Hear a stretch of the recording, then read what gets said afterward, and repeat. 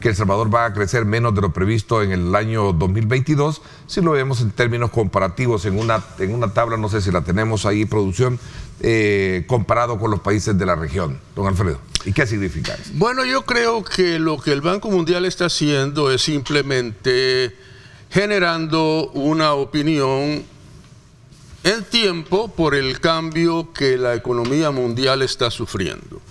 Para nadie es ajeno de que estamos viviendo unas condiciones muy alarmantes y esto es conducivo a lo que potencialmente puede ser una recesión económica. Estados Unidos ha entrado en una tendencia muy clara de subsidios en su economía. El dólar ha estado subsidiando por más de 3 trillones de dólares para paliar precisamente el deterioro económico que se le está dando. Y como le digo, ya hay muchos que están diciendo que se viene una recesión grande porque estamos ya en una burbuja. Una burbuja económica que se dio en el 2007 y en el 2008. ¿Qué es mejor, tener el dinero en su casa o tenerlo en el banco? Depende de los países. El Salvador es un país relativamente, claramente pobre. Somos un país pequeño. La población salvadoreña no tiene muchos medios para mantener valor de sus activos. ¿A dónde mete? Cuando nosotros tenemos una economía informal arriba del 50-60%, lo que ya se conoce de que El Salvador, el 70% de la población salvadoreña no participa en bancos, no tiene cuentas bancarias. Entonces, ¿a dónde pone el dinero? En el colchón o debajo del colchón. Pero el asunto es que también a nivel mundial hay esa tendencia y muchos de los grandes analistas están diciendo que lo mejor es tener activos libres, es decir, tener dinero directamente en vez de tener en inversión, porque la inversión es incierta. Estamos hablando de que la guerra de Ucrania, usted está hablando de que a Ucrania se le llama el granero de Europa, es donde se hace la mayor cantidad de granos y por supuesto, de trigo. Pregunte aquí cuáles son los precios que han subido más. Harina. Y todos los panaderos le van a decir que los panes van a subir, definitivamente, porque eso es un factor importante que nos está impactando. Hay un crecimiento muy grande interno de la economía salvadoreña, que es lo que se está sosteniendo precisamente el empleo, y con ese podemos hacer frente precisamente a contrarrestar la inflación predatoria que tenemos. ¿Cuál ha sido el promedio de crecimiento de El Salvador desde el año 2000, que fue cuando dolarizamos? Digo el año 2000 porque eso ocurrió en noviembre, el principio del gobierno del presidente Flores. Sí. Y entonces se lanza desde ese momento una dolarización. ¿Por qué? Porque El Salvador había tenido 12 años ininterrumpidos de bajo crecimiento, de cero crecimiento, en que los Estados Unidos sostuvo la economía salvadoreña. ¿Qué es lo que pasa cuando usted pasa un periodo muy grande de no crecimiento económico, de crecimiento económico cero? Ocurre lo que ocurrió en El Salvador, lo que se llama el mal holandés. Quiere decir que hay de repente cuando el país revienta y tiene que crecer lo que no creció en 12 años. Entonces, cuando eso ocurre, precisamente hay una dolarización natural. El Salvador tenía, por la enfermedad holandesa, que así se llamó, la capacidad de convertir todos sus colones en una sola noche. Y de hecho, en una sola noche dolarizamos.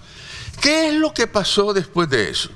Que desde el año 2000 ya no hubo crecimiento, sino que el promedio del crecimiento de El Salvador ha sido más o menos el 2%. Por 21 años, El Salvador ha crecido a un promedio del 2%. La crisis económica salvadoreña, que nos digan cuál es. Bueno, de hecho lo está haciendo usted, describiéndonos de que tenemos un problema mundial, ¿verdad?, para la cual hay que prepararse como país. Y es una tormenta perfecta. ¿Por qué? Porque la inflación no es producto de Ucrania. La inflación es producto del COVID-19, cuando el mundo se paralizó y dejó de gastar dinero. Eso afectó la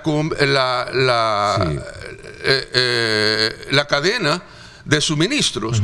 Como le digo, la economía de los Estados Unidos y la economía europea básicamente están en una crisis profunda, y estamos hablando de la perspectiva que se da una recesión mundial. Ahora, ¿qué podríamos hacer nosotros como salvadoreños, que somos un país pequeño, para poder paliar situaciones como esa? Yo creo que se han dado muchas cosas. Cuando el tema del COVID, el gobierno creo que fue muy positivo en poner los paquetes de alimentos de una manera directa, que benefició mucho a las personas que no tenían recursos. Pero ahora se ha dado de que mucha gente está diciendo: El Salvador es insolvente, El Salvador no va a poder pagar los 800 millones en enero, la responsabilidad que tiene con el Fondo Monetario. Es mentira. Claro que tenemos suficiente capacidad, y lo ha dicho el ministro de Economía. Pero lo que pasa es que mucha de esta crítica perversa es la misma. Un punto importante que complementa un poco digamos, la pregunta en la que le hacía. ¿Es el Bitcoin como, digamos, la salvación de los problemas que en ese momento pueden darse a partir de lo que hemos hablado? Yo creo que es muy importante de tener en cuenta una cosa. El criptoactivo, y cuando yo me refiero al criptoactivo, no solamente me refiero al Bitcoin, me refiero también a lo que se llaman los stablecoins, CBCDs, que los bancos centrales del mundo están produciendo, que el Fondo Monetario ya los aceptó porque son monedas fijas, acuerpadas por Banco Central y reservas. Pero sí sabemos una cosa, que el criptoactivo está aquí para quedarse, no va para atrás. Es decir, es algo con el que tenemos que vivir. Una vez que la economía de los Estados Unidos se estabilice desde el punto de vista, ¿qué es lo que va a suceder con esta increíble inflación y esta crisis mundial que nosotros tenemos? Usted va a ver entonces que el Bitcoin va a tender a subir, no solamente el Bitcoin, todas las monedas alt. Entonces es básico que eso sigue siendo para muchos, y todavía dicen que va a ser un refugio precisamente en un activo en que usted va a poder ahorrar. Estados Unidos ahora pretende una nueva agenda, que es importante que Estados Unidos persiga la migración. El tema importante de esta agenda es migración. Pero entonces ha procedido a hacer una agenda y a tomar una serie de decisiones que no son lógicas. Y cuando digo que no son lógicas, es que no puede excluir a países americanos. En este caso está hablando de Venezuela, de Nicaragua y de Cuba. Si esta conferencia hubiese sido en cualquier otro país de América Latina, yo le aseguro que si hubiera sido en Brasil, en Argentina, en Perú, en donde fuera, en ningún momento una agenda de esa naturaleza hubiese dicho: vamos a excluir países americanos. Además de eso, va a invitar a España como un partícipe. Hay países como Honduras que había dicho claramente que no participa, y los países del Caribe pequeño tampoco van a participar porque no pueden aceptar la exclusión de países americanos. Y por principio yo creo que esa es una equivocación, porque no importa qué es lo que Cuba, Venezuela puede decir en una conferencia de esta naturaleza. Como cuando tenemos conferencias en Naciones Unidas, se puede decir lo que el país, el Estado, se está manifestando para presentar sus posiciones nacionales. Entonces, una conferencia interamericana tiene que tener ese contenido absoluto. Así es que vamos a esperar a ver qué es lo que pasa. No sé cuál va a ser la posición de El Salvador, si El Salvador aceptó participar, pero si vemos a la señora canciller, hay una delegación encabezada por la canciller. Hay una delegación que va a estar presente, como México, el ministro Ebrard es el que va a participar en vez de Honduras, el vicepresidente Narrala. El vicepresidente. Sí. Entonces yo creo que eso no es problema. El problema es el contenido político. Las recaudaciones importantes que tenemos, yo creo que todo esto va sumando. El tema, por ejemplo, de los bonos, no conviene en este momento emitir más bonos. ¿Por qué? Un bono es un documento al portador que se lo determina en tiempo y en una tasa de interés. Muchos de los bonos, por ejemplo, tienen una tasa de interés, si usted lo compra, de 7.5%.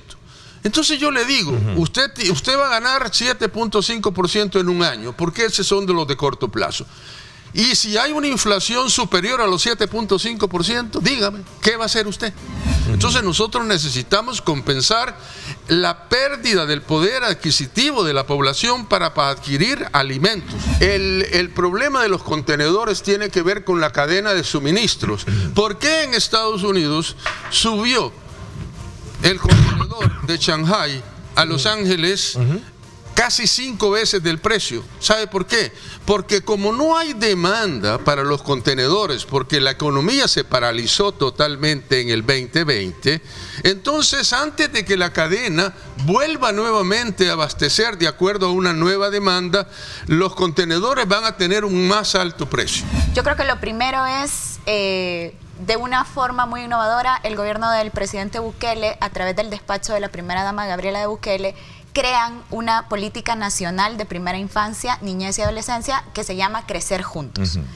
Esta política, obviamente, es la primera política nacional que viene a concentrar todo el trabajo que como país tuvimos que haber hecho desde hace muchísimos años en pro de la primera infancia, la niñez y la adolescencia de El Salvador. Esto de alguna manera lleva a tomar como punto de referencia la ley Lepina. ¿Cambia por completo? ¿Se van a sacar o este es un nuevo instrumento jurídico? Este es un nuevo instrumento jurídico, Ernesto. Sin embargo, no podemos olvidar que todo parte de la Convención de los Derechos del Niño. Tanto la Lepina en 2009 surgió a partir de la Convención de los Derechos del Niño, que fue ratificada por El Salvador en el año 90, en 1990, es decir, surgió 20 años después, pero la Lepina, surge de eso. Ahí, en la Convención de los Derechos del Niño, están los principios rectores.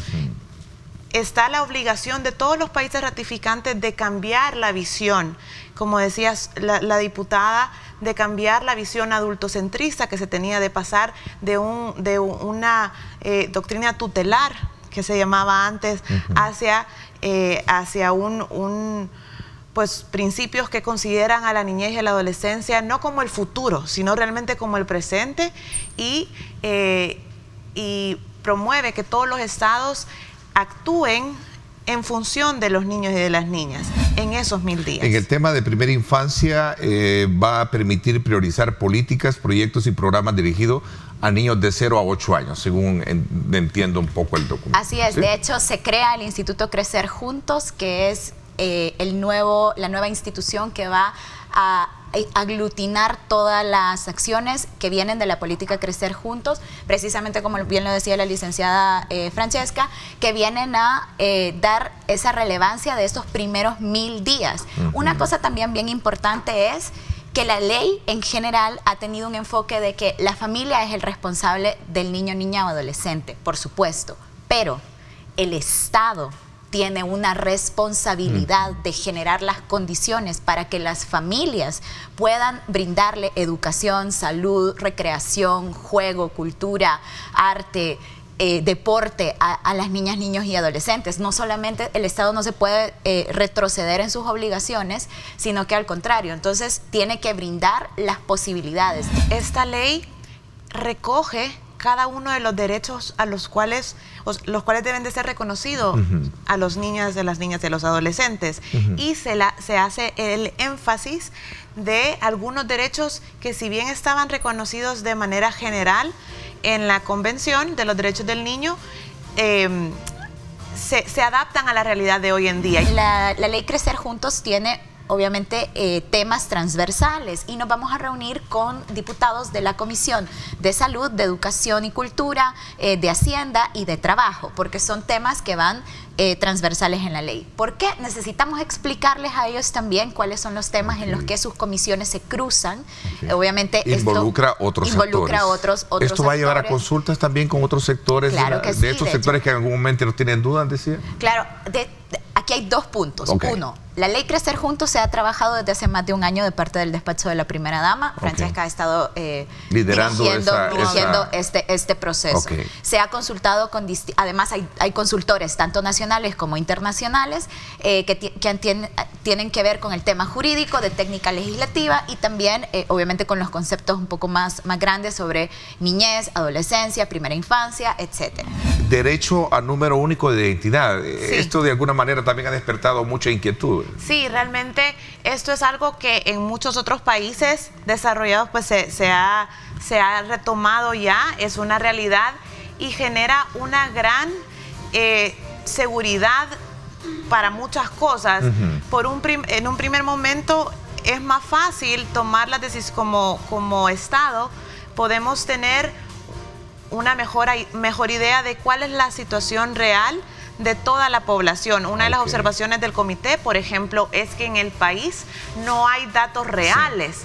Entonces, el hecho de tener... el censo que elaboramos, ¿desde cuándo lo tenemos? 2007, 2009. No tenemos con certeza cuánto hemos crecido o decrecido. Bueno, no creo que hayamos decrecido poblacionalmente, pero... Entonces, tenemos un primer informe, o sea, un primer avance, por así decirlo, sin el número único de identidad, que todavía no se ha implementado, que que se realizó gracias a una gira que hicimos por parte del despacho de la primera dama y el Consejo Nacional de Niñez y Adolescencia en los 262 municipios y logramos trabajar con cada uno de los alcaldes para que nos generara un estado de situación de la niñez y adolescencia por municipio. Decía de que la propuesta contempla la creación del Instituto Crecer Juntos. ¿Qué va a pasar con las instituciones que ya han estado adscritas y gobernadas precisamente por la ley Lepina? Es importante mencionar que ambas instituciones, que eran el Consejo Nacional de Niñez y Adolescencia y el ISNA, el CONNA y el ISNA, se van a fusionar realmente. Entonces, las funciones de ambas instituciones se mantienen. Se mantienen y se refuerzan. Entonces, lo que va a suceder es que ambas instituciones, sus equipos, sus operadores van a trabajar de manera coordinada, cosa que no sucedía antes. Nos solicitaban que aclaráramos las funciones porque veían duplicidad en estas dos instituciones, ya no se diga con los juzgados especializados de niñez y adolescencia en el órgano judicial. Entonces, eso generó mucha duplicidad y muchas trabas en los procesos que al final perjudicaban a los usuarios, que son los niños, niñas y adolescentes. La estabilidad laboral de estas personas está... No hay ningún problema ahí. No Eso es un elemento importante porque de hecho... No se van a suprimir plazas, no va a haber ningún despido en razón de esta fusión. De hecho, creo que hasta la experiencia que pueden tener en esto, el personal es muy bueno. Está bien hacer la crítica, está bien no estar de acuerdo. Mi consejo en general como persona y como funcionaria es lean la ley, para que vean y hagan una crítica informada y no sea solamente un montón de fantasmas de lo que cada persona que critica se imagina que va a suceder. Esta es una de ellas. Se crea un solo Consejo Nacional que vaya a trabajar por la primera infancia, la niñez y la adolescencia, pero se dice claramente en el texto de la ley, de hecho, que todo el personal va a fusionarse y va a pasar, como va a pasar todo el presupuesto, todas las instalaciones, o sea, todo el patrimonio se va a convertir en uno mismo. ¿Qué va a haber? Una reorganización, porque muy probablemente en ambas instituciones, como sucede, como no hay una claridad en las competencias, estaba puesto como uno era el ente rector y otro era el ente coordinador. Luego, entre rectoría y coordinación, habían un montón de problemas. Sin embargo, reconocemos que ambas instituciones tienen funcionarios y empleados que tienen muchísima experiencia en el tema de primera infancia, niñez y adolescencia y también mucha disposición a innovarse y hacer una mejor institución para ellos y para su trabajo. Y también ellos mismos, como una autocrítica siempre ha sucedido, que entre ellos decían, es que miren, eso le toca al CONNA, no, eso le toca al ISNA, no, eso le toca al CONNA, no, eso le toca al ISNA. Entonces al final no sabías de quién era la responsabilidad. Y creo que muchas veces ha sucedido, una institución la creó Arena, otra institución la creó el FMLN. Entonces, luego no, ¿por qué no crear una sola institución? Porque ha habido una necesidad de ir creando instituciones. Si no te servían o no te caían bien, creabas una nueva institución. No, ahora vamos a trabajar todos porque tenemos un mismo objetivo.